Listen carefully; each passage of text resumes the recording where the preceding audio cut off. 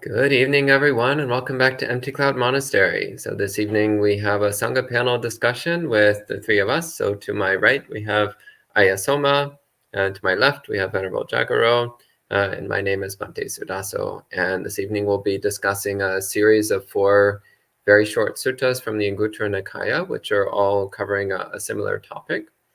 So we can begin by paying homage to the Buddha, and then we'll start the discussion. And for those who are participating remotely, you can type in questions at any time, and we'll take any questions at the end. So we'll start by paying homage to the Buddha. Namo tassa bhagavato arahato samma sambuddhassa. Namo tassa bhagavato arahato samma sambuddhassa. Namo tassa bhagavato arahato samma sambuddhassa. Buddhang dhammang sangham namasami. So I think we can begin the conversation by inviting Ayasoma to read the suttas or give a short summary of the suttas as you wish, however you want to introduce it. Actually, well, Bhante, I was thinking that maybe it would be best if you translated the suttas from Pali, and then we were going to discuss them. Could do. So the first one, so this is Anguttara Nikaya chapter 5, suttas number 221 to 224. So a series of 4 short suttas. So the first one, so this one says, Panchame bhikkhave adinava diga charikang anavatta charikang anayutta sabaharato. So the Buddha says there are these 5 drawbacks or disadvantages in long periods of wandering, so unsettled wandering. He says, Katame pancha, what 5? Asutang nat sunati, so this means one does not hear what one has not heard. And this is particularly talking about the dhamma, so the teachings of the Buddha. So when one is wandering a lot, then one doesn't have much opportunity to study the dhamma and to have dhamma conversations with other monastics. The second one, he says, Sutang na pariyodapeti. So pariyodapeti literally means to purify. So sutang na pariyodapeti means that one doesn't get to develop a more pure or more thorough understanding of what one has heard, of what one has learned. So the word sutta, although it literally means heard, it's used to also more generally mean whatever one has learned. And then the next one, sutene kachena avisarado hoti. So this means that one lacks confidence in some of the things that one has learned. So again, since one is not having the opportunity to study and discuss and contemplate the Dhamma, then one can start to get a little bit doubtful or confused about some of the things that one has learned before. Next one is galhang rogatang kang posati. So this means one can become afflicted with a serious illness. And finally, nachimittava hoti. This means, and one doesn't have friends. So this also is a characteristic of wandering constantly, is that then one usually doesn't make deep friendships with anyone. So then the Buddha says, Ameko bhikkhave pancha adinava diga charikang anavatta charikang anuyutta sabaharato. So these are the 5 drawbacks in lengthy and unsettled wandering. And then he says, Panchame bhikkhave anisangsa samavatta chare. So these are 5 benefits in a proper amount of wandering. Katame pancha, what 5? Asutang sunati, so one gets to hear what one has not heard. Sutang pariyodapeti, so again, one purifies or clarifies what one has learned. Sutene kachena vasardo hoti, so one has confidence in what one has learned. Nagalhang rogatang kampusati, so one doesn't get sick. And mittavacha hoti, and one has friends. So these are the 5 benefits in being moderate in one's wandering. So that's the first of these discourses. Do we want to talk about that before we keep going? Sure, maybe the second one as well, because it's kind of like the same. And the second one is on a similar topic. So it starts off the same. Panchame bhikkhave adinavadigatarikang anavattatarikang anyutasavaharto. So the 5 drawbacks in lengthy and unsettled wandering. So here the last 2 items are the same. So one can get a serious illness and one has no friends. But the first 3 are a bit different. So the first one, an adigatang nadigachati. Adigatang means attained. So an adigatang nadigachati means one does not attain what one has not yet attained. So this is talking about, for example, states of samadhi, such as the 4 jhanas, or states of awakening, again, the 4 stages of awakening. So this is usually talking about the levels of attainment in one's development of the mind, in one's meditation practice. And the second one, adhikata parihayati. Parihayati means is lost or falls away. So what one has attained starts to fall away. So whatever development of mind one had previously cultivated, it's easy to for it to diminish or fade away through lack of practice. Adhigatene kachena avisardo hoti.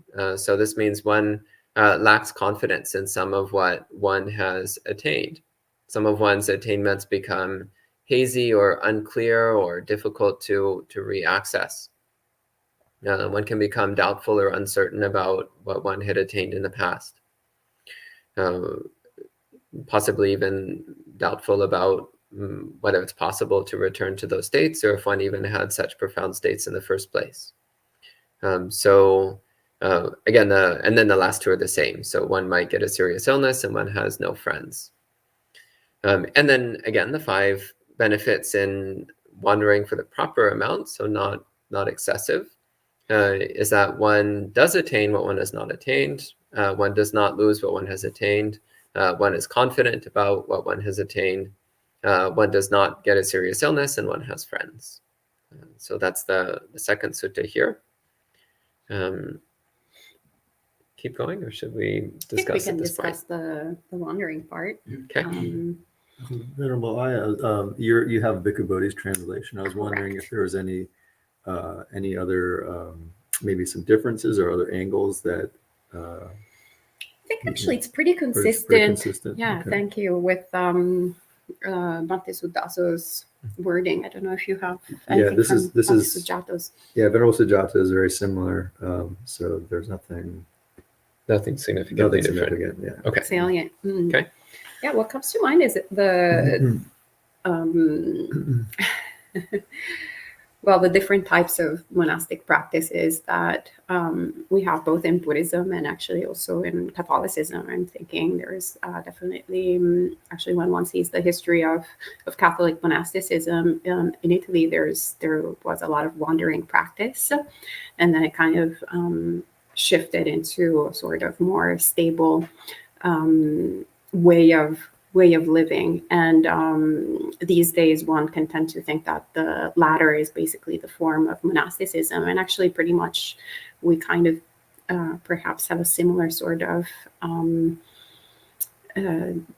experience to one degree or the other in Buddhism, that actually most monastics that I know of are usually quite stable, are usually quite sort of in the same place. And there are also some other monastics that are wandering all the time.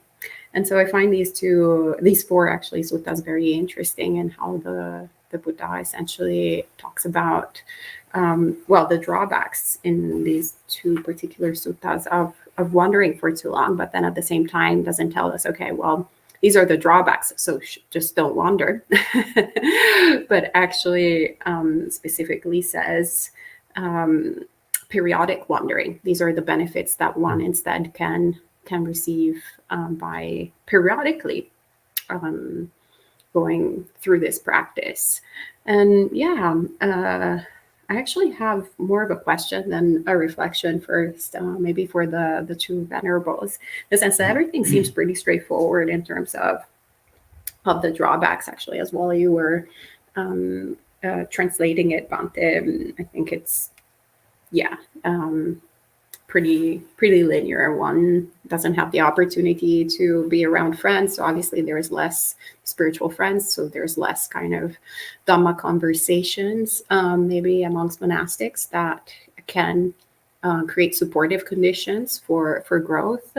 Obviously that means it's a little bit unlikely to forge good friendships just by the nature of being in proximity with others, and perhaps also then different emotional sort of experiences of confidence in the knowledge of the Dhamma and confidence in the practice. But what I found a little bit interesting was actually the level of attainment. That I was actually would like to know from both of you why you think that actually that would be a drawback of wandering practice, because I mean that's not the first thing that is just not very intuitive in my mind. You mean like contrasting with some of the other teachings that appear in other places in the canon, where the Buddha seems very encouraging of monks to go wandering? Is that what you mean, or is that what's intuitive, or just why would wandering be an impediment to the attainment of concentration?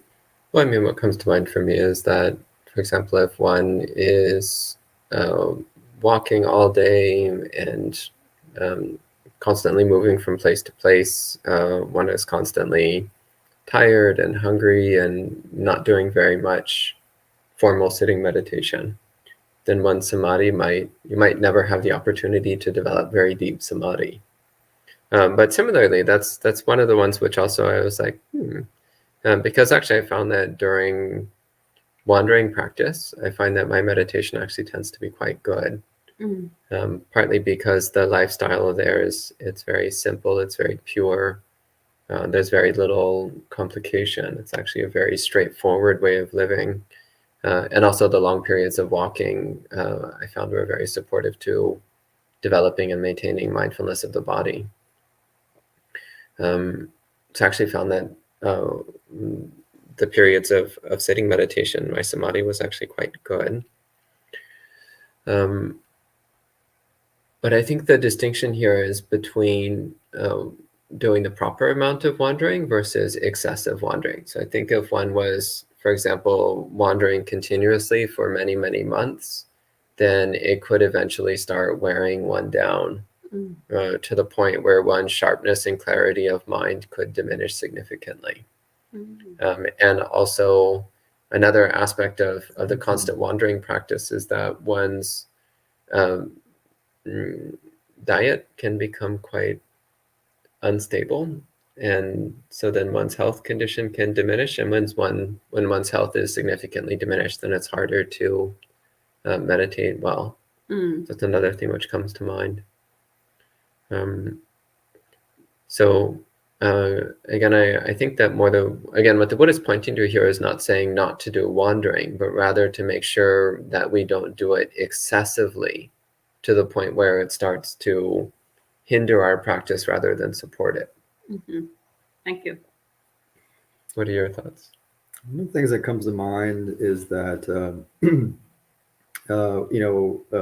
one can read this in terms of, if one wanders the inappropriate amount of time or excessive amount of time, then you'll have these experiences, and one wanders at appropriate amount of time, you'll have these experiences which are beneficial, which is good. But I was thinking another way of looking at this is to use whatever experience you're currently having in terms of, let's say you are wandering or not wandering so much, and then reflect, am I, for example, am I achieving the unachieved, or what have I achieved? Is it falling away or is it growing, right? And this can give you an idea, am I wandering the appropriate amount? So it's almost like going the opposite direction. And this is going to give you an idea of, am I, wandering the appropriate amount? So you compare your current condition, and you basically say, so am I getting really sick all the time? do I have any like am I like I'm called isolated? I don't have any dhamma friends. Then maybe I'm actually wandering too much, right? So that can give you you can use the effects to inform whether you're doing the appropriate thing. Mm-hmm. The other thing that comes to mind is that along those lines is that I can imagine maybe one reason that people, monastics or anybody else that maybe wanders excessively, maybe doing it for inappropriate reasons, or maybe more unwholesome mind states, you know. And so this can also be a way of kind of checking in, right? You know, like Buddha's giving some rubrics around some wisdom around this. And so if you're a monastic, you know, going out wandering, and you're spending a lot of time wandering, you find, you know, wow, you know, like maybe, you know, you look upon this list and you go, gee, you know, I think I'm more in the category of, you know, what the Buddha is describing is having long and aimless wandering versus the appropriate amount of wandering. And you go, oh, okay, maybe I should stop. Or conversely, maybe you know, like you're describing, some monks are very sedentary. Or monastics just don't. They're always at this one monastery and they never leave.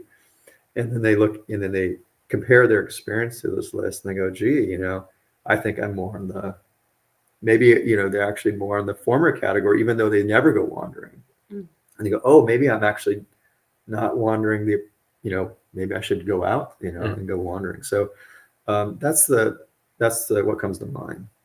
Yeah, I really appreciate your point about considering our motivations behind wandering. And I would also say the same, considering our motivations behind being sedentary, staying in one monastery for a long period of time. Because often what we're doing is trying to find ways to hide from our defilements, or trying to create conditions where our defilements can be expressed freely without being challenged or checked. And for some people, constant excessive wandering might be actually a way to give their defilements free rein and to avoid situations that they just don't like. And for others, remaining in one monastery for many, many years might similarly be a way of letting their defilements have a playground and avoid facing their own difficulties. So I really appreciate your thought there to reflect, well, why are we doing what we're doing? And also, what's the effect of what we're doing? What are your thoughts? Yeah, that's also what is, well, first of all, thank you both venerables. But I think it's also perhaps captured in the part where the Buddha describes what is Bhikkhu body translated as lengthy and unsettled wandering. So kind of a little bit random. So without a sort of objective, but just kind of winging it and just, yeah, kind of going where the heart goes, which also perhaps then it's also a little bit connected with when one does that kind of wandering, which perhaps would be maybe similar to what we did in Sicily specifically, like in our Tudong part of just going to Sicily and then living day by day, and like the sort of classic Tudong experience. Usually the majority, 99.9%, well, in our case, 100%, because we were in Italy, of the encounters happen with lay people, which obviously have a whole layer of enrichment of the practice and have a different type of connotation. But it's also true that then one lacks the sort of conditions that one stays in one place, starts developing also with other monastics. And I feel like there's the connection here with, well, obviously spiritual friends, people that are doing, that are focused, that have the same vocation. And instead, perhaps if one starts hanging out a little bit too much with lay people, starts perhaps being influenced too much by the interests of lay people. No offense to the lay people here. But also then obviously senior monastics will not really be hanging out with lay people really, but instead of there's communities of monastics, they will be kind of circulating more towards that, and maybe that kind of creates those conditions of isolation. And I wonder if also in terms of attainment, if it's aside from just pure concentration practice, what is meant is also perhaps like in terms of simply acquisition of wisdom, like in terms of questioning, like also the practice I'm thinking of mutual admonishment, that then creates those conditions of seeing, like becoming aware of one's delusion and making progress along the path. So these are things that are coming to mind. That's a good point, because the conditions for mutual admonishment more or less depends upon living together with a group of other monastics for a long period of time, to the point where one becomes comfortable enough with each other to admonish, but also one has enough understanding of each other in order to give relevant criticism, relevant advice. So if one is actually wandering around a lot, then you would never spend enough time with any one group of people in order to be able to give that kind of relevant admonishment. On the other hand, if you're traveling with people, if you're traveling with other monastics, then it's a different story. I think that's especially true if one is going solo. But if one is traveling with a group of monastics, then I think that some of these dangers are mitigated to a certain extent. But also your point about senior monastic, actually what I've noticed is that most senior monastics do very little wandering practice. They wandering tends to be more something that people do when they're more junior. So if one is constantly wandering, then you actually wouldn't have as much opportunity to encounter senior monastics. Maybe we should go ahead and do the next two suttas so we have the full picture, because I feel like we've also been talking a little bit about the content of the next two suttas before we've actually gone over them. So the next two are about the opposite problem. So the first, the line starts, Panchame bhikkhave adinava atinavase.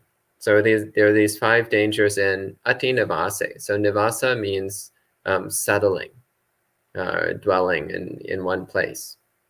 And the prefix ati means excessive. So atinavase means spending too much time in one place, being too settled in a single location. So he says there's these 5 dangers in staying excessively in one place. Katame pancha, what 5? Bahubando hoti, bahubanda sannichyo. So one has a lot of possessions and accumulates a lot of possessions.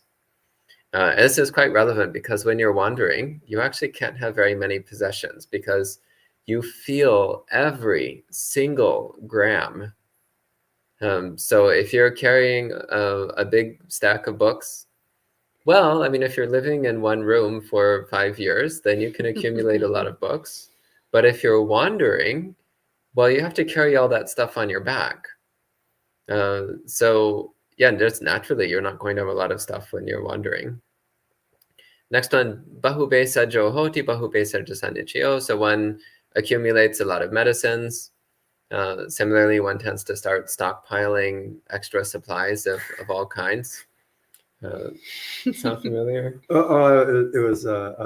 was chuckling because here in the monastery, the bathroom that's next to my room I'm staying, I was looking for some toilet paper, and I found the toilet paper in the monastery, and instead of just taking one, I put 3 extra ones up there, just to make sure, not just for me, for others, but in case they need it. But yeah, there's kind of a tendency of kind of covering all the bases, it's very, it's very human and normal.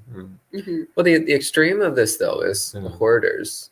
So people who they accumulate gigantic amounts of junk and are intensely attached to it. And even in monastic life, you can sometimes encounter monastics who just accumulate huge amounts of stuff. This is one reason why here at Empty Cloud we're changing rooms every couple of weeks. Is it because every time you have to move your stuff from one room to another, you realize what you've started to accumulate. Yeah. Some people try to get around this by stockpiling things in little places and closets around the monastery, but we all know exactly what's going on there. The next one on the item is the next item on the list is also interesting. The Buddha says, "Bahu kicho hoti bahu karaniyo, byato kin karanieso." So he says one has lots of duties, lots of things to do, and one is competent in what there is to be done. So this is a drawback, keeping in mind. So it's a drawback to have lots of duties, lots of things to do, and to be competent in the various things that need to be done. This is actually one of Ayasoma's favorite things to quote from this list. And the next one, also Ayasoma had referred to this a moment ago. Sangsato viharati gahata pabhajitehi an anulomikena gihi sangsagena. So this one says one becomes intimately involved with both lay people and monastics in an inappropriate way, in a way, the way that lay people do it. So one develops layperson-like friendships and associations with both lay people and with monastics. And the last one he says, "Tamhacha avasa pakamanto sapeko pakamanti." And he says, and when one leaves from that dwelling place, one leaves full of concern. So those are the 5 dangers of staying excessively in one place. And next, the counterparty says, "Panchame bhikkhave anisangsa samavatavase." Next, there's the 5 benefits of staying for a reasonable amount of time. So again, not too long, not too short. It says, "Katame pancha, na bahubando hoti, na bahubando sanechio." So one doesn't accumulate a bunch of stuff. One doesn't accumulate a bunch of medicines. One doesn't accumulate a bunch of duties and things to do. And one is not competent to what needs to be done. And one does not become intimately involved in a layperson-like way with other people, whether lay or monastic. And finally, when one leaves that place, one leaves unconcerned. So those are the 5 benefits. And for completeness, let's go ahead and do the last one so that we have all of them. Last one, he says, there's these 5 dangers in staying for too long in one place. What 5? Avasa machari hoti. So one is stingy in terms of dwellings. Like, this is my room. I don't want to give up my room. It's mine. Or I don't want to share it with those people. Kula machari hoti. One is stingy in terms of families. So this means your lay supporters. So it's like, well, I'm getting support from this family and that family, but I don't want them to start supporting other monks. I mean, they only have so much money to go around. I want to make sure they're spending it on me, not on other monks. Next one, lava machari hoti. So stingy in terms of acquisitions. So again, you want to get all the stuff for yourself. You don't want to share it out with other people. Next one, vana machari hoti. So stingy in praise. Again, you want to be the one who gets all the praise. If you move somewhere else and there's another monk staying here, then they might start liking the other monk more than you. They might start praising the other monk instead of you. True story. And the last one, also very interesting, dhamma machari hoti. So one is stingy with the dhamma. So that, I think that would also be an interesting point to discuss. And then the 5 benefits, of course, in staying in a reasonable amount of time is that these 5 kinds of stinginess don't occur. They don't come up in the mind. So maybe now we can talk a bit about these, the dangers of excessive stability, staying too long in one place. Would one of the venerables like to say a bit about these 2 suttas? Yeah. Venerable Jagannath? One thing that came up. Just really briefly, I didn't see anything particularly different in Ajahn Sujata's translations. I don't know if you saw anything with Kubota. No, same, very Okay. similar, Okay. consistent. So the third one has one of the drawbacks of overstaying at a monastery is you have a lot of duties and responsibilities, and you become competent or capable in the things that need to be done. I remember I think it was Ajahn Pasano who was saying something to the effect of, if you're looking for somebody competent in the monastery, look for whoever's really busy. And I really like that because it captured a truth, and it's not just in monasteries. You see this kind of everywhere, but it people tend to ask for help of those that are competent, that know how to get. You kind of after a while you figure out who can do things, who can't do things. And so you'll usually figure out pretty quickly, okay, these people don't know how to do it. Oh, but that person over there, they know how to, whatever it is, take care of the cat or put the live stream. And so there'll be a lot of requests for help or doing things. And I've seen this. I've seen this from the outside. I've seen this from the inside, being somebody who people go, hey, can you do this? I'm like, okay, yeah, I can do that. But what happens is this tendency you get caught up in various duties or things to do, because and then of course the longer you stay, the more skills and familiarity get that place, and so there's just the tendency of what tends to happen. So I don't know. That one is.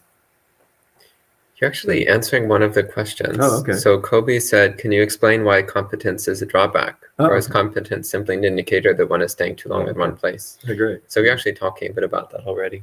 I also, thank you, Venerable. Another thing that comes to mind about competence that I think also is not necessarily that one knows how to do something, but rather that then the sense identification starts very much settling onto something. So it's not only that one knows how to install the live stream, but then it also becomes like, oh, I know how to do it properly, and if it's done in a different way from the way that I like for it to be installed, then I will take it personally, and it becomes I think that process that also you're describing of busyness is just because it's very difficult to also let it go to someone else. And so one becomes indispensable instead of dispensable. Because obviously living in a monastery, there's a million different things that need to be done. But I've noticed since we've been traveling a lot more than usual, how much more relaxed my mind is in how things are done differently, as opposed to when I'm here for a long period of time and my mind goes like, this thing should be done in this way, not in this other way. And I feel like this list is so human, because very human, like these human tendencies that come into identifying with our creations rather than kind of putting them on aside, our creations or our like activities of the day, our abilities. And then instead of shelving them and going, okay, well, I'm doing this because it's needed, but at the same time, I didn't become a monastic in order to set up live streams or, create schedules and email people and or whatever it is. And I feel if one leaves, and obviously other people then have to start dealing with the same task, then one stops developing so much ownership towards the thing. But it's not that everybody now who goes to monasteries, PSA, you should not be incompetent and do things poorly and lazily. Is that English? That word? is English. Yeah. Lazily. Good example of what not to be. Yeah. But I think it's like the intention behind doing an action. This is what comes to mind. Yeah. So it's also the thing where, like, you're trying to meditate in your room in the afternoon and somebody comes and knocks on the door and they're like, Bunte, we need to fix the heater. Bunte, I don't know how to turn on the device. Bunte, I don't know what to do next. And it's like, well, on the other hand, if everyone thinks that you're incompetent, you don't know how to do anything, then they won't come knocking on your door when you're trying to meditate. Although, since we're all incompetent here with the heating, actually they will still come and knock at the door because there's no one who is competent. So, see, I feel like that's also a drawback. But also, again, when you're coming and going, then it means that other people start to learn how to take care of the different aspects of the monastery. So that then it becomes a shared body of knowledge rather than the exclusive domain of a single person.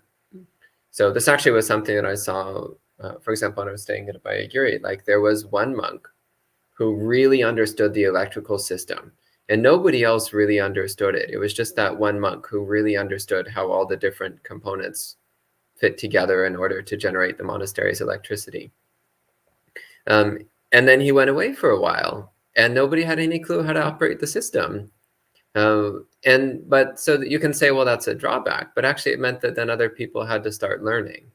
They had to start learning how to do it. Like, you can't rely upon one person all the time. And that's actually good, because then people take responsibility of their own, but it doesn't become any one specific person's responsibility. And there's another one here. So Linda was asking, would you expand on the important characteristics of lay people like friendships, reference that is to avoid? So one of you want to talk about this? Mingling with householders and lay people in a manner like lay people. I love it. It's one of my favorite actually quotes. It's not only here in this particular sutta, but it's quite often to be found throughout the Pali Canon. And I feel like what the Buddha essentially is pointing out is that obviously as monastics, we make very specific choice. And we take certain vows for a particular aim, which is Nibbana. And we're also supported by others who have faith in what we're doing.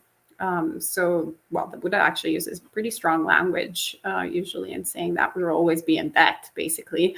We can't repay any of the lay people that feed us until we attain awakening. So forget about student loans. I mean, that's like nothing in comparison to like the amount of debts that, we have as monastics. So there's that. Maybe we can actually have a cop out with developing metta meditation. He says that actually that if we do it for a second, then it's like, we're okay for the day.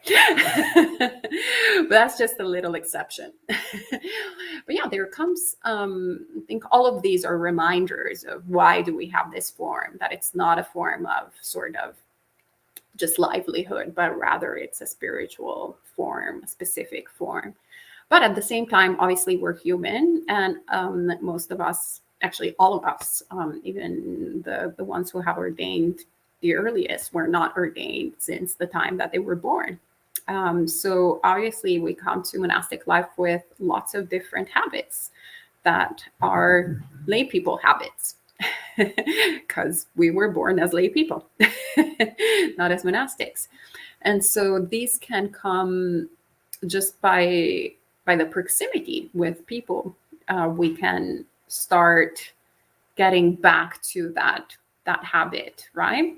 So it's the more you're close to someone, the more perhaps conversations one would have that are not necessarily just on dhamma, but rather they can be on all sorts of different things, all sorts of animal talk, actually, all sorts of different conversations that are particularly fruitful for awakening.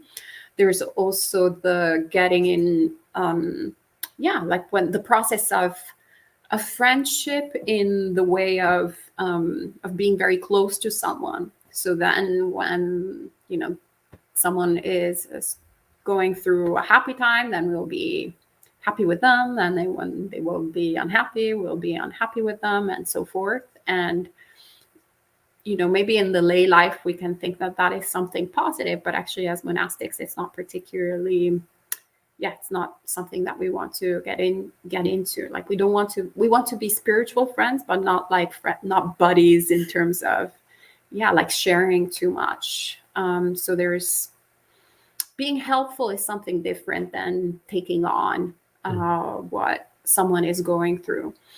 And obviously I think that's why this thing in particular is not included perhaps in the wandering practice in the first two, is that if someone is changing from place to place, then usually one is not really, doesn't have the opportunity of developing strong bonds with one particular person.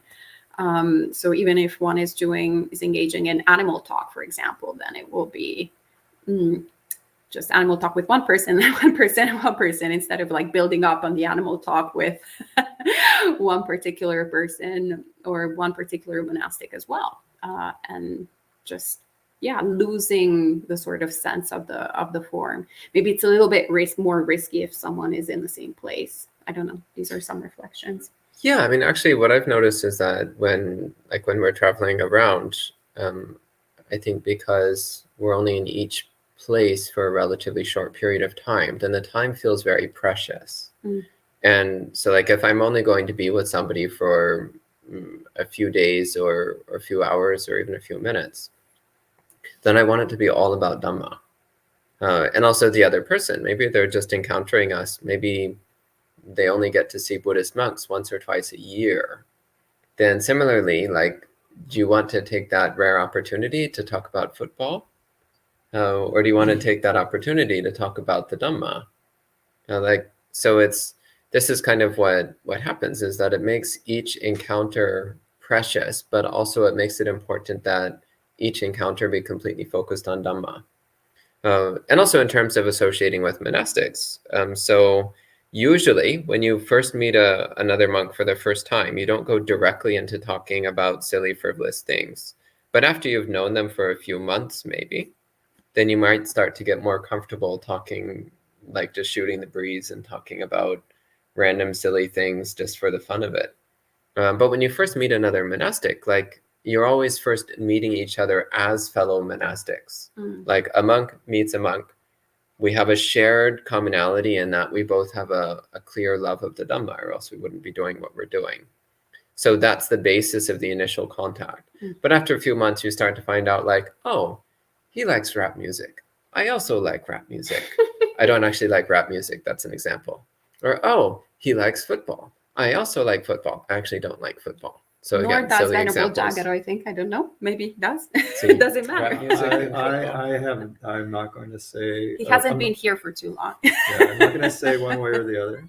He hasn't been here long enough for us to find out his layperson likes and dislikes. Which is a pro, which is exactly, I think, what this with this sutta is pointing at. But maybe Venerable Jagdaji has some other reflections. Oh, it's really good what the Venerables have said. One of the things that came to mind reading this for myself was a teaching. Basically, I'm going to paraphrase. The teaching is when one is alone, practice as if one is with other people, and when one is other people, practice if one is alone. And I found that teaching to be helpful at times as a way of, and the way I interpreted that teaching is that when one is alone, what does it mean to like practice with those other people around? And that is, it's like, oh, like that gives it kind of sense of hiri-ottappa, right? That kind of sense of like, maybe I'm actually doing something frivolous on my own time, right? I'm not cultivating my mind in an appropriate way, whether it's formal meditation or study or doing something wholesome. And so I'm not using my time wisely. And similarly, when one is with other people, to practice alone means to go, oh, okay, like this, like to what Venerable Sudas was saying, this time is precious, right? When one has a sense of, oh, I'm going to be here for a long time, and they're going to be here for a long time, and you start to kind of take things for granted. It's like, oh, I'm going to see him, I'm going to see him the next day, or, yeah, okay, maybe she and I, we said some words that weren't so skillful. Yeah, we'll deal with some other time. But, if there's more of a sense of, oh, wait a minute, this, when you kind of think of yourself, it's like you realize how temporary everything is. It's like, oh, okay, I need to treat this time. This might be the last time I see everybody here. And so let's make big decisions. So I think that, to me, that's what this particular line is, at least to me, that's what it is also touching on, that, using the situation appropriately. And when we stay too long, it get kind of a distorted sense of permanence. Sadhu, yeah, that's great. Thank you. And there's a couple more questions. But before we take questions, is there any other comments either of you wants to make about the discourses? Oh, well, just one really quick one. The first couple ones around storing up lots of stuff. I just found it incredibly amusing for myself when I first got to the monastery as a layperson and became a postulate, and it wasn't too long, because similarly you start moving around from one cabin to another, and you go, wait a minute, where did all this stuff come from? You come to be a renunciate, and you're very very enthusiastic, but somehow it just, out of the blue, stuff just starts piling up. And I think in part it actually has to do with our modern culture, particularly being in the United States. Like we just have a lot of stuff here. Everybody has a lot of stuff. Even if people are quite poor, have a lot of stuff. It's quite and so I think it has part to do just kind of the cultural context, but I think also it has to do this kind of tendency. I think it has a what do you say, a very a use and like just for survival, right? Kind of packing away stuff in little corners, just for the rainy days, right? Because rainy days do happen, and that one little thing that you packed away could mean the difference between life and death. Right? So it's worth recognizing these tendencies. They're not just here to cause us to be bad Buddhists or anything like that. They're there for a reason, but they're tendencies. And as monastics, we need to keep refreshing ourselves. Okay, and so that's a great process here to just keep moving around. That way, you get tired of moving this stuff. Yeah, it's actually one of my favorite quotes from Ajahn Jayasaro. He once said that a monk should be packed and ready to go within 5 minutes. And he said, if it takes you longer than 5 minutes, you have too much stuff. So I've always remembered that. I've never actually gotten down to 5 minutes, but I can do about 15 minutes. That's really good stuff. But I'm shooting for 5 minutes. 5 minutes is a great target to aim for. Well, Ajahn Brahm was like ready in 5 seconds. So he was quite impressive in that way, as well as many others. But that was definitely striking. What actually also comes to mind is also, the physical stuff that was mentioned. And then actually in the sutta right after, there's the emphasis on all the mental accumulations that we have, which can be the relationships with the lay people and how, I want this lay person for myself, like that supports me, but also praises only me and not like that other monastery. And like that just brings dana to my place and not that other place. And there can be a lot of different sort of sort of ways that we attach and we start accumulating things and relationships and interactions. But the one miserly with the Dhamma I find very interesting. What are your reflections and what that could possibly be? I'm thinking in terms of, well, actually, would like to first hear about.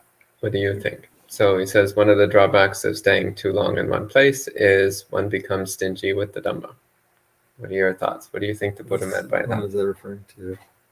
It is a good question. It poked at like, that's. I actually don't know. What do you think, Venerable?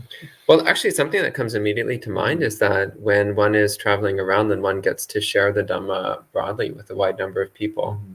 And I think the situation is a bit different these days because with the aid of tools like the internet, we can actually spread the Dhamma quite broadly while being in one place. But still, I'm thinking like recently when we were wandering in Sicily, we met so many people who had never met a Buddhist monk, probably never would have even thought of going on YouTube and looking up a YouTube channel of Buddhist Dhamma talks. And even if they did, there's nothing in Italian. Well, very little. There's some in Italian, but not that much.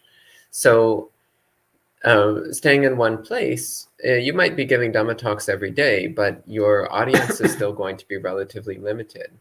But when you go around wandering, then you encounter people who you otherwise wouldn't encounter and who they otherwise might not encounter the Dhamma. They might not encounter Buddhist monastics who share the Dhamma.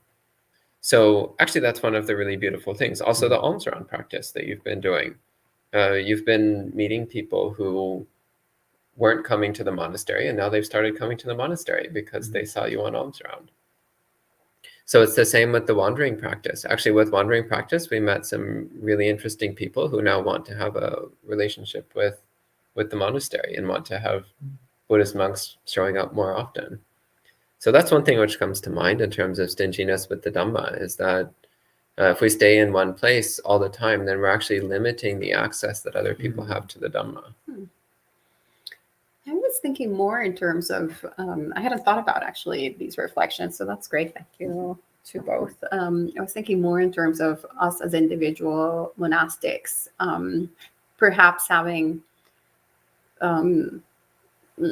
access to certain knowledge and maybe in relation to praise, like I want to be the one who, like, instead of understanding that is a tool for awakening, we actually maybe go like, oh, I'm going to tell this thing to Elliot. I'm not going to share it with you. So then you are going to tell it to Elliot, and then Elliot will have a good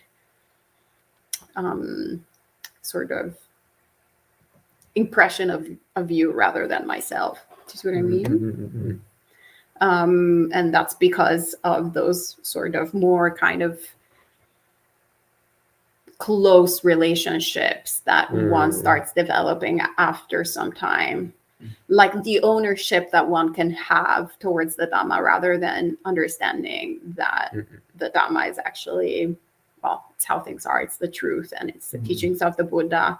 Instead, having that sort of sense of like, oh, I am the one sharing the Dhamma, and I like have this like cute way of sharing it in this particular way, and I want to be the one. Like, I'm not going to tell you this kind of insight that I have on this particular thing, because you're not part of the inner circle, or because otherwise, there might be, you might appropriate it, and it then becomes a reflection of you rather than me. That's a good point. One thing you kind of mentioned with the technology is difference. Also, for example, these books and websites. I mean, that wasn't the case back in the day. It was all an oral tradition, and so you'd only learn whatever you had. So that was quite a valuable thing, as you're mentioning. So that makes a lot of sense.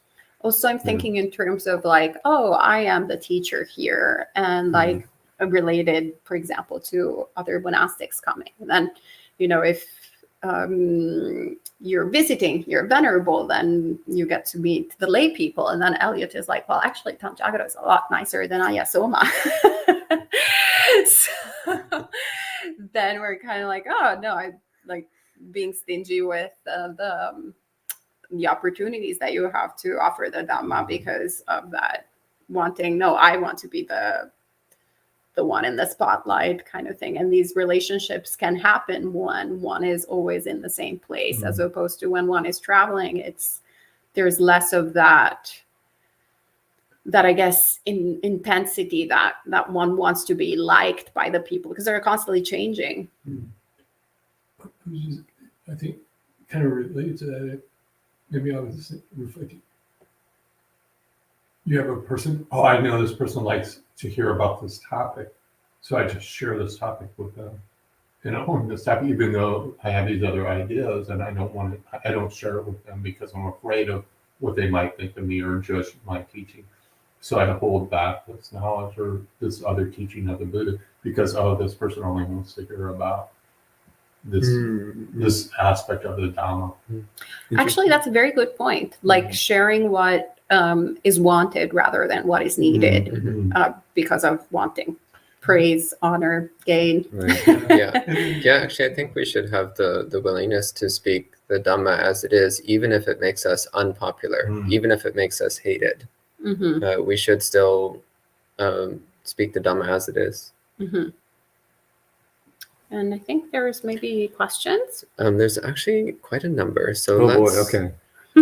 So some of them were already addressed. But starting, this one was not addressed specifically. John asks, although this is about monastic life, what takeaways, if any, are there for lay life? Oh, the venerals are pointing at me. Actually, I was thinking, John, I was thinking about this question just a few 30 seconds ago. So I appreciate you asking. Yeah. So I think a lot of this can be useful for lay people. So let me go back. Start with the wandering. So I think that's maybe one that maybe on the surface you might think, well, I don't wander, so how can this be a benefit to me or not? But maybe one way of thinking about wandering is being how do you say, like, not being too far away. Far away is not the right word, but like being fairly disconnected from teachings of the Buddha or monastic life or Dhamma circles, right? You might spend, let's say, oh, I'm going to go for 6 months on vacation. I don't know, or maybe that's a bad example. I'm going to spend 6 months, without going to a monastery, without going to, any meditation circles. I'm not going to go online, and I'm just going to practice by myself. That's all I'm going to do. And that actually might be helpful because, somebody might think, oh, like this is a time for me to actually, I think I've collected enough ideas. I need to actually I want to spend more time meditating. Okay. And, I only have a certain amount of time. I can only, spend so many hours a day listening to Dhamma. I can only spend so much time listening to other people talk about this or that. I want to practice meditation. So maybe you decide to do that, and maybe maybe there might be like doing that excessively. And so if you find yourself some of the qualities, for example, you find yourself kind of the qualities of mind are starting to diminish, or you lose your Dhamma friends, or you stop having good connections and new teachings, then that might be a sign that maybe I'm kind of disconnecting too much. So that's one idea that for the wandering part, how it might apply to a lay person. And I'm curious with the other venerables, or actually I'm also curious with the other people here. We have a couple lay people here. Yeah, one reflection that I've had is like the heart of those suttas, I think, is being wary of complacency, especially, and being wary of excess. Mhm. For lay people, it's I might have worded that wrong, but for lay people, I think it's especially important to be wary of complacency, of excess and wandering, going too far astray. That's what I meant to say. Mm. So, like, it's one of the things I struggle with is in lay life, even amongst sincere Buddhist practitioners, there's this strong attachment to sentiment. There's nowhere that's dismissed other than in like strict renunciate or traditions very sympathetic to that. And so suits like that to me is like an encouragement to examine that. What am I holding on to that I don't want to see that I'm holding on to? And then being wary of, well, because I'm holding on to it, I'm going to go off on this ridiculous journey that I can't survive or benefit. Yeah, I mean, similarly, what I was thinking about in terms of the essence of what the Buddha is talking about here is about so constantly making major changes in one's life that generates disruptive instability. And then the opposite, as you're saying, is complacency. So getting stuck in doing things one specific way all the time to the point where one is unwilling to make significant changes when necessary. And always coming back to, again, the effects. So are we getting wholesome effects or unwholesome effects? So with our, again, with the excessive wandering, well, it's looking, well, what's the effects? Is it counterproductive to my practice? Well, then maybe I'm doing it too much. Or staying too long in one place. Again, is this counterproductive? Well, then maybe I need to start moving around a bit more. So I would say also the same as a lay person. It's considering, like, am I, is the way I've been living my life for the past few years, is this actually helping me get closer to awakening? Or am I just getting stuck in complacency, getting stuck in stability and rigidity? Maybe it's time to make some changes and do something differently and see what happens. Yeah, what comes to mind to me is like a sort of also spiritual promiscuity, like perhaps wandering a little bit too much in a million different traditions, which can be both within Buddhism and also like across different spiritual traditions, and not actually allowing ourselves to deeply explore one of them, but rather going, I like this bit and I don't like this. So let me get this from this and this other one from here and this other one from here.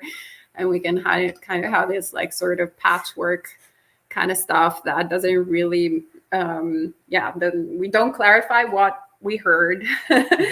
We're not confident about the portion that we heard. It's basically that kind of flaky spirituality that doesn't really sort of ground us in anything and doesn't really bring us towards awakening. And so maybe it's not physically, actually it could also be physically, but it could also be like, just from one YouTube to the other, bum, dum, dum, dum, dum, like.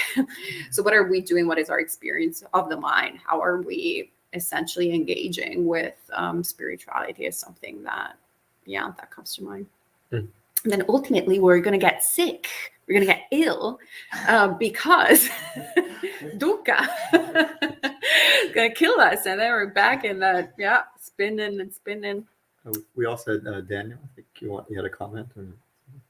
Yeah, I mean, listening to this, something that comes to mind as a lay person, hearing about stinginess with lay people and stinginess with alms food. I think about the dramas that I see play out between lay people fighting over giving alms food to the monks, and like seeing, like, wanting that monk to think, so like, for example, staying in a place for a long time, there was one place, or one person with me serving for a number of months at a particular monastery, and he liked one of the monks a lot and wanted to serve this monk breakfast, a specific food. And I bought this food for the monk. And then so he went and bought more so that he could say that he was the one giving this food.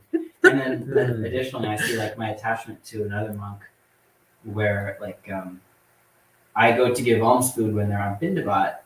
And another person, another friend of mine is giving alms food as well. And I'm thinking to myself, oh, I hope that the monk likes my food better than their food.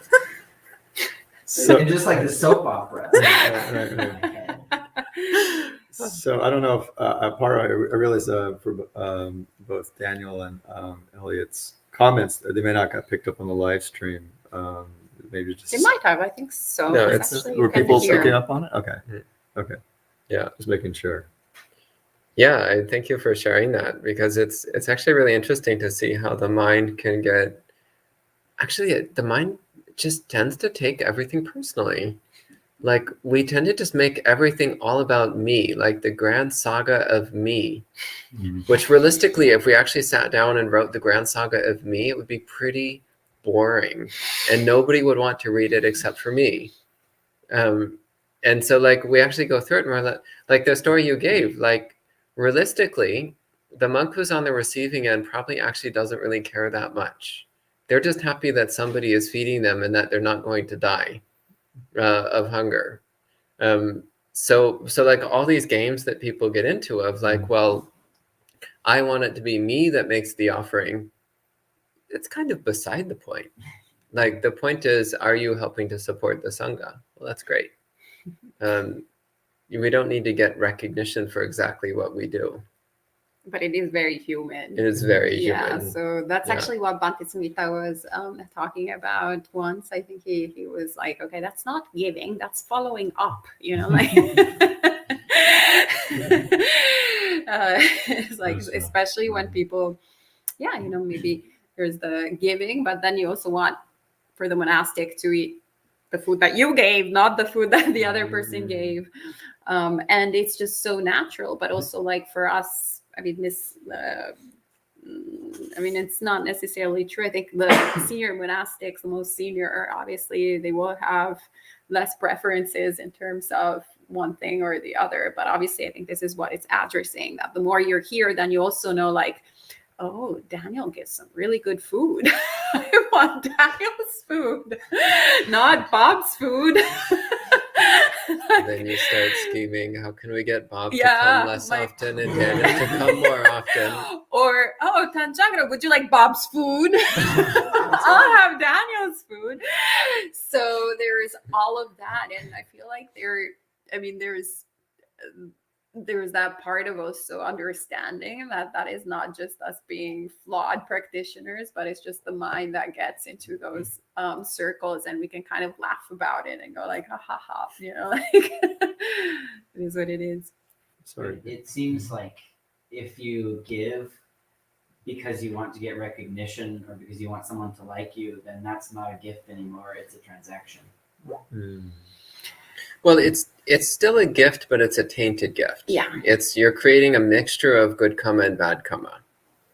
And that's actually extraordinarily common. Usually as we go through life, we're making mixed karma. So we want to try to enhance the good karma and reduce the bad karma. Because it's still, if you give a gift, you're still giving a gift. But if you have mixed motivations, then that means you're also mixing in a little bit of bad karma with the good karma. But I would say the good karma is still the predominant effect of a gift, even if one's motivations are not completely pure. Yeah, and the Buddha, he always says, like, even in his lifetime, as a bodhisattva that had developed so many paramis, even the Buddha, prior to his awakening, had thoughts of greed, hatred, and delusion.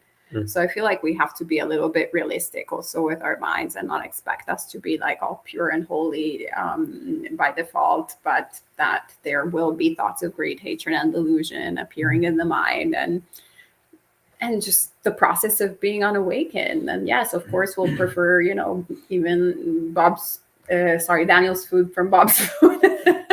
That will appear, and we can go like, okay, this is something that needs to be worked on. Or conversely, we're like, oh, I hope that they will eat my food and not the other food, or at least they would, all of those things, and we acknowledge it, and we're like, okay, well, there's something to work on, but I still have done like a really great action. Like, I'm a pretty good person. 99% is there. And that's, I feel like, more objective. Yeah, just echo to follow up on what's being said, it's the quality of truth, satcha, and humility. What's Pali for humility, or Saleka. Saleka? I mean, those are really important for spiritual development, and because we have to be willing to be with our experience as it is, not how we want it to be. And so, however it is, however unpleasant, or sometimes it's quite ugly, what our minds are doing. Like gosh, I'm trying to do this wholesome thing, and yet you notice these other things coming in. It's like, oh, okay, that's the nature of the mind right now, and that's a really important quality. We all need to keep developing that, because it's as we you can imagine, like, one progressing on this path and developing a stabler mind, a more at ease mind, more minders that's more happier, less agitated by things. And something might come up, you might come into a situation where all of a sudden you feel like you made some progress, and all of a sudden the reality hits. Oh, there's some blind spot now, this current situation. Maybe it's the monastery you're in, or you're around these people. All of a sudden you start seeing things that you never saw before. And the tendency is to think, oh my gosh, I've degraded, or I've gotten really far back, or I'm just like hopeless. But that's actually not true. What's going on is that the current situation is highlighting something that you never saw before. So I hope that helps. I know I have to keep. Practicing dhamma is really humbling. Becoming a monastic and living as a monastic is extraordinarily humbling. Yeah. Yeah. And so summary here says, sometimes too many transitions take a toll on mind. And once one finds a stable place, then one does not want to move unless the situation is critical. Is that okay for monastics and lay people? Well, what comes to mind is, as mentioned before, we always need to look at the results. So the Buddha here is saying that there's dangers in being too unstable and moving around all the time. But there's also dangers in staying in one place too much. So I think that in the example you're giving, then sometimes it might actually be appropriate. If you've had a long period of instability, which has been very problematic, and then you find a stable place, it might actually be appropriate to stay there for a while. But then after a while, you might start to realize that actually now you're getting too settled there, and your mind is starting to slip into this rigid calcification, and you're starting to accumulate a bunch of crap, and your closets are full of books that you never read, and robes that you never wear, and you start to think like, well, what's going on here? And then you start to realize, well, okay, I need to start moving around a bit again, because I'm starting to get stuck. So again, you always need to evaluate the situation and see what's the actual effects. Are the effects wholesome or unwholesome? This is how you can determine where to go from there. And I think the Buddha's recommendations in these suttas is actually quite clear as a framework for understanding whether it's too much or not. Those are my thoughts. Do either of you have thoughts on this? I do. Sadhu.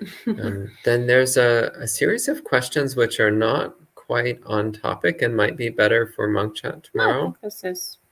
This one, it's not really there's on one more topic. for topic. Okay, if you want to take this question then. So Guy says, which do you think is more challenging, the life of a monastic or that of a householder lay practitioner? As a lay practitioner, I think we're presented with more challenges, and challenges, of course, are actually opportunities when viewed from a right view perspective.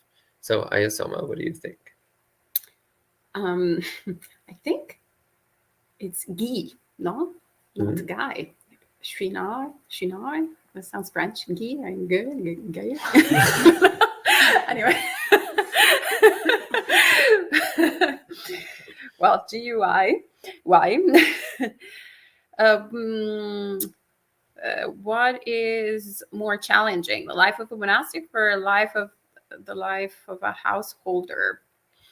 It's definitely more challenging, the life of a householder, which is why I picked the life as a monastic. But I don't know if challenges are actually that really much more useful for the sake of awakening, in the sense that one can make the same argument. For example, if one wants to win the Olympics, for example, one can either go into Olympic training, and so have, set of rules and schedule and probably, a coach that will put several different limitations and so forth. So it's quite straightforward. Actually, you're dedicating most of your waking time to one particular activity, and so it's challenging to the extent that it's challenging the effort, but it's less challenging in terms of unexpected sort of circumstances that one needs to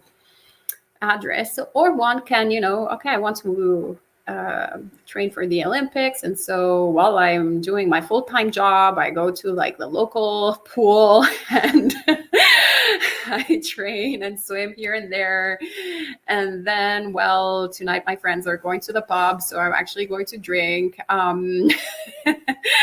Or, well, maybe maybe today I don't feel like swimming, so the next day I'll do something else. So yeah, there's lots of challenges. There's lots of different things. And I would say that if perhaps, one is extremely motivated and doesn't have access to the sort of Olympic swimming training, one can also manage with all these different challenges as a, non-professional Olympic trainer to still manage to go to the Olympics and win the Olympics. I don't know. Is there a precedent for that? I don't follow the Olympics. Well, I a little familiar with the Olympics, but I was having trouble following the analogy that you're giving. I think the idea is that, so usually Olympic athletes live very focused lives where they're devoting most of their time to training for the Olympics, because, and it's only a tiny, tiny fraction of the world population which is in the Olympics. So they're the people who are in absolute top condition, which means you can't drink, you can't smoke, you need to spend most of your time just doing athletic training. So this is then analogous to monastic life, where we have okay.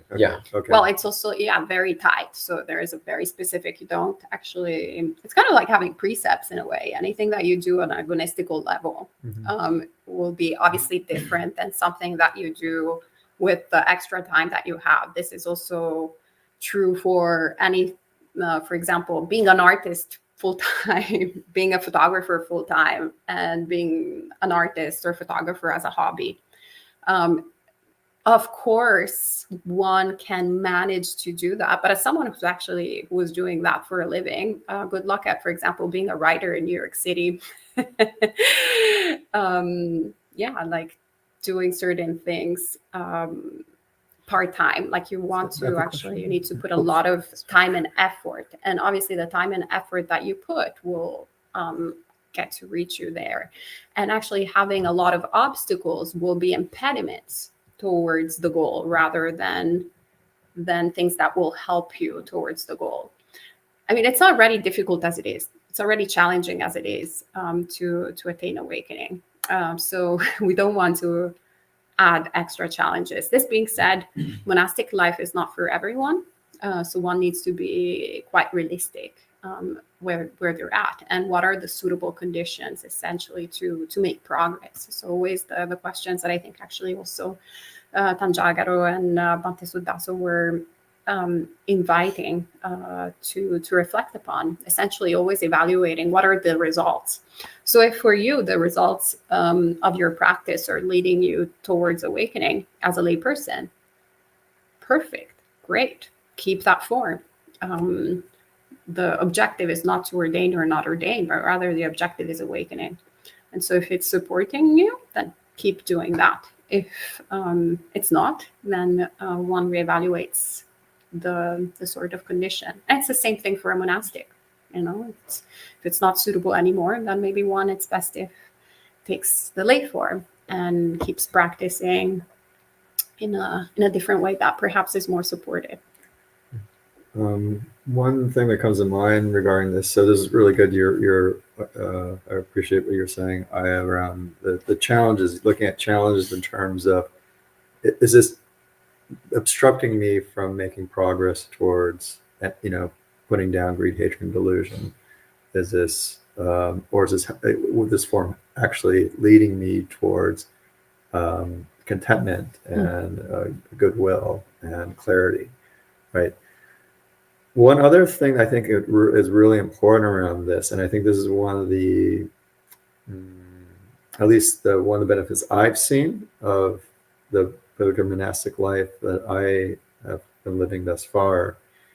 There's been two really important things. One is, I could say, like Colin admitted, like my preceptor, I really appreciate the ability to have conversations with him from time to time, because I trust him in terms of he's seen, monks for a long time. I think he has a good bird's eye view, and I think he has a sense of where I'm at with things and what might be helpful.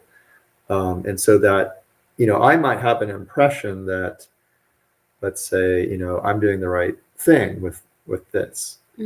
And it's really good to actually have an outside opinion, right? Somebody that's trustworthy and has some wisdom. It doesn't necessarily mean that they're 100% right, but it's really good to have somebody you can listen to and go, okay, if they have like some serious, let's say, concerns about whatever you're doing, then boy, it doesn't necessarily mean what you're doing you should stop it or whatever, but it means that, boy, I really need to have really good reason if my, somebody I trust and I take to be wise is saying, hey, you should be careful with this.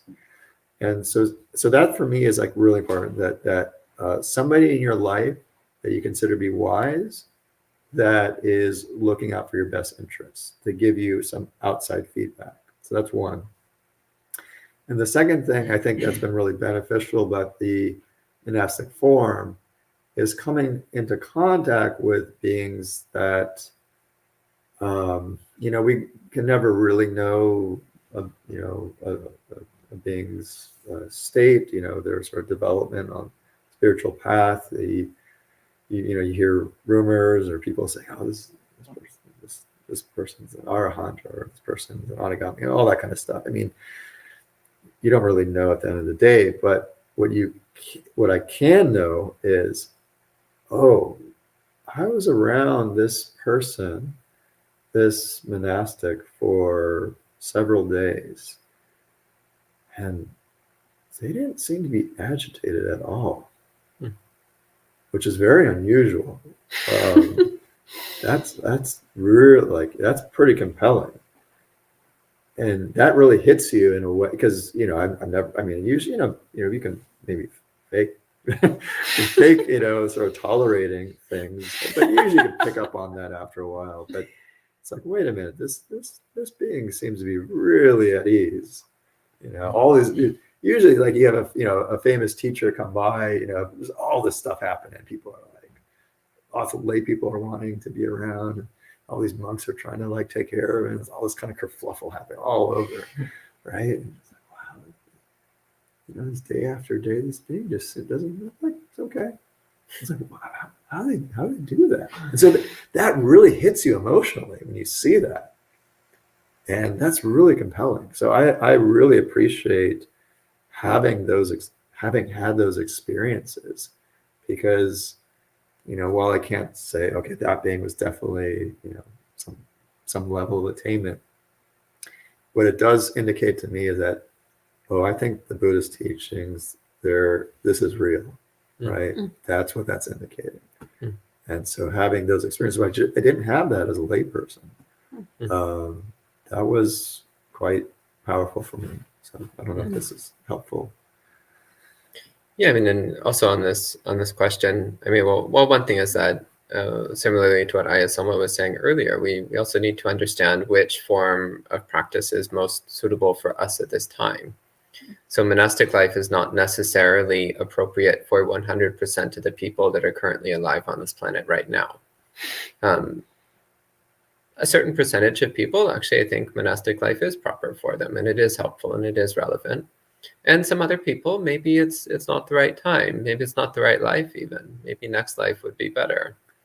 But I do think that there's some people who they're really, really trying to be lay people, and it's really a struggle because realistically they should just be monastics. And it would be much easier for them, and it would be much more suitable to their spiritual ideals.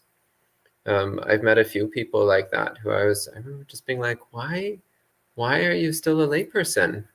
Like, you're clearly a monk and yet you're pretending to be a layperson. Like, why?